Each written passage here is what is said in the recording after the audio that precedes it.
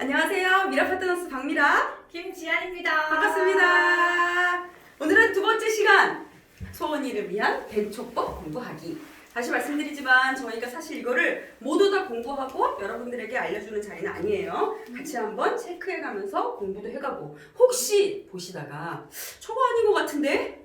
안 보이시겠지만 소원, 지숙 함께하고 있습니다. 네, 그래서 저거 아닌 것 같은데? 라고 생각이 드시는 분들은 언제든지 댓글로 잘못된 것 같다! 라고 이야기를 해주시면 잘 아시겠지만 저희 파트너 변호사 어디죠? 법무법인 이후 누구죠? 이종건 변호사님, 또 유건영 변호사님. 맞습니다. 전화 연결을 통해서 혹은 Q&A를 통해서 저희가 답변을 드리도록 하겠습니다. 우리 지난 시간에 뭐 했어요? 엑셀러레이터의 벤처 투자 조합 결성 요건. 그렇죠. 약정 총액에 연동해서 자본 요건을 갖춰야 돼요. 네. 100억 이상인 경우는 1%인 1억. 그렇죠. 1억 이상이어야 돼요. 우리 지난번에 잠깐 논의가 있었어요. 그렇죠, 서의사님? 네. 갑자기 지난번에는 반말하다가 갑자기 지금 존댓말하고 네. 엉망진창이에요. 어쨌든 서의사님이 지적해 주셨어요. 각각 100억이어야 하냐, 누적이어야 하냐. 우리가 확인을 해보니까 누적이 맞다. 다시 생각해보고 또 생각해봐도 그게 맞겠더라고요. 이쯤에서 유건영 변호사님 연결 한번 해볼까요? 좋아요? 안 받으시는 거 아니에요? 안 받겠죠. 제가 곧 독일 쪽이랑 컨퍼런스 콜 하기 위해서 못 받을 수 있답니다. 나중에 전화 드릴게요. 연결하면 안 되는 걸로. 네, 그래서 어쨌든 확인해본 결과 각각이 아니라 이 엑셀러레이터가 여러 개의 펀드를 가지고 있을 경우 이 펀드들의 합이 100억이 넘을 경우에는 1억 이상이어야 하겠다. 펀드들의 합이 200억 이상인 경우에는 2억 이상이어야 하겠다라고 답변을 받았습니다. 오늘은 말씀드렸던 것처럼 의무 비율을 한번 해보려고 해요. 네. 의무 비율이 많이 완화되었죠? 네. 많이 완화됐습니다. 일단 벤초법식 전을 한번 정리를 해볼까요? 네. 해봐요? 네. 네, 해봐요. 창업투자 회사는 설립 후 3년이 지나기 전에 40%를 창업자 벤처기업, 여기서 창업자는 7년 이내에 설립 후 7년 이내에 기업. 맞습니다. 그래서 창업투자 회사는 설립 후 7년 이내의 기업 혹은 벤처 기업에 자본금의 40%를 반드시 투자를 해야 되고요. 창업투자 조합도 조합별로 창업투자 조합의 약정 총액의 40%를 창업자 벤처기업에게 반드시 신주로 의무 투자를 해야 됩니다, 소나. 네, 그러면 40%를 다 채우면 나머지 60은 어디에? 나머지 60은 구주에 투자할 수 있어요. 그리고 일정 부분은 상장 주식도 투자를 할 수가 있습니다. 60%에 대해서는 구주 투자를 할 수 있고 해외 투자는 조금 뒤에 다시 정리를 한번 해볼게요. 네, 어쨌든 질문 있어요, 서회장님? 네. 거기에서 7년 네. 이내라는 거는 사업자 등록증의 개업연어를 의미하나요? 아니면 역시 우리 박사님 좋은 지적해 주셨습니다. 좋은 지적해 주셨습니다. 네, 어떻게 돼요, 설립? 노노노노.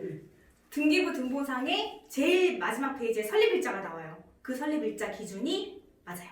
그 설립일자 기준으로 7년이 지나기 전 7년이 넘지 않은 기업에 신주로 투자하거나 벤처 기업에 신주로 투자를 하는 것, 이게 의무 투자 비율이죠. 네. 네, 그렇습니다. 그래서 창업투자 회사는 자본금의 40%를 3년 이내에 창업투자 벤처기업에 신주로 투자를 해야 하는데요. 이 창업투자 회사가 설립한 창투조합이 자본금의 2배가 넘으면 의무 비율은 계산하지 않아도 돼요. 이거는 살짝 팁이고, 창업투자 조합은 약정 총액의 40%를 펀드별로 창업자 벤처기업에 투자를 해야 됩니다. KVF는요, 여기서 KVF란 코리아 벤처 펀드, 한국말로 한국 벤처 투자 조합. 맞습니다. 그래서 얘네는 사실은 애초에 모태펀드 출자를 받아야지만 만들 수 있는 펀드였어요. 네. 근데 법이 좀 완화됐죠? 네. 네. 어떻게 완화됐어요?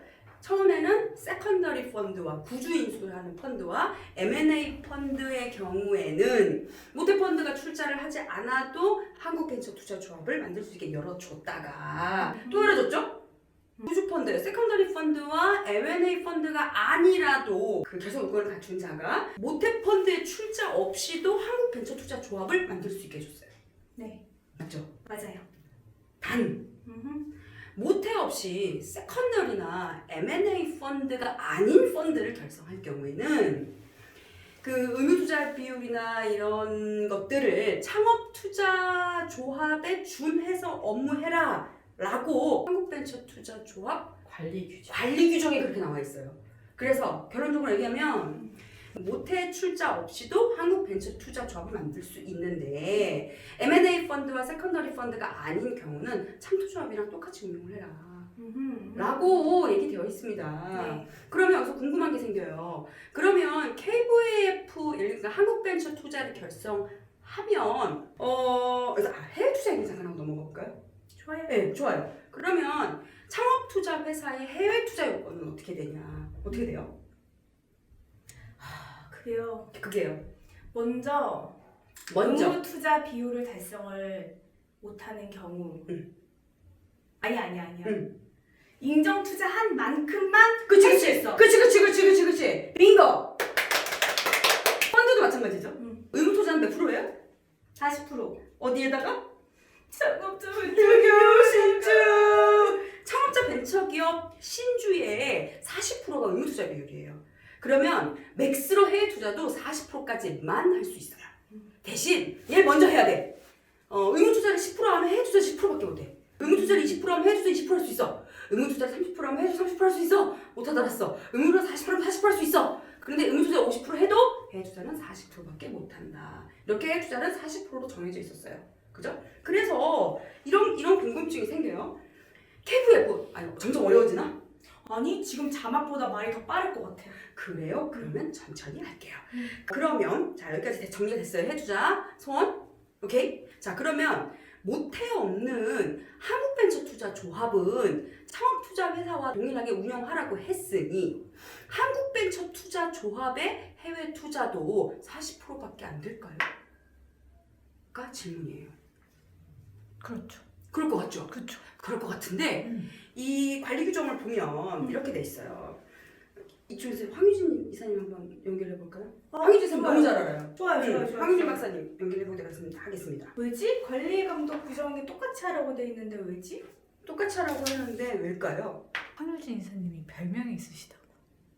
그렇죠. 참고로 황유진 이사님은 황옥수가 별명이에요. 얘기하지 말라 그랬는데 잘 들어보시면 아시겠지만 여보세요? 유진아 네.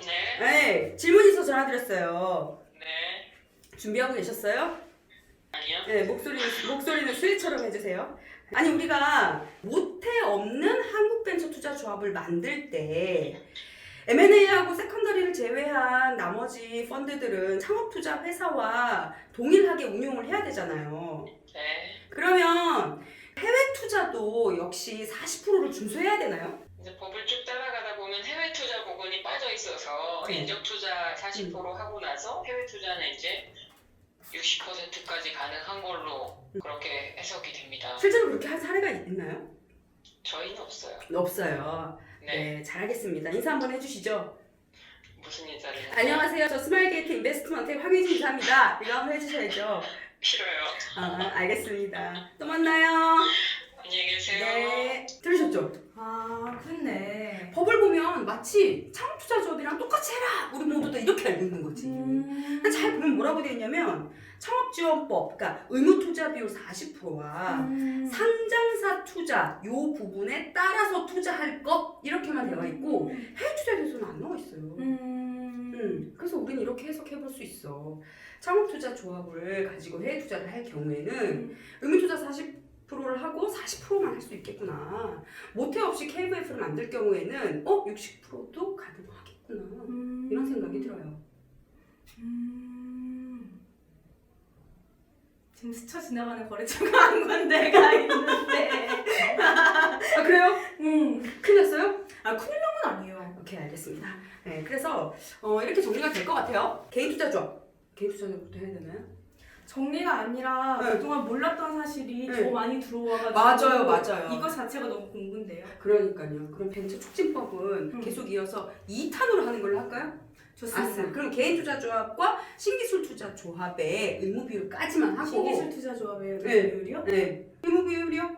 신기술 투자 조합의 의무 비율이 있나요? 있습니다. 진짜? 있습니다. 자, 그럼 정리 한번 해볼까요? 자, 창업 투자 조합 했어요. 아니에요? 신기술 투자조합 뭔지 알까요? 깜짝 놀랐어요? 신기술 투자조합에 의무비율이 있다고? 그럼요. 신기술 투자조합의 의무비율은 어떻게 되나요?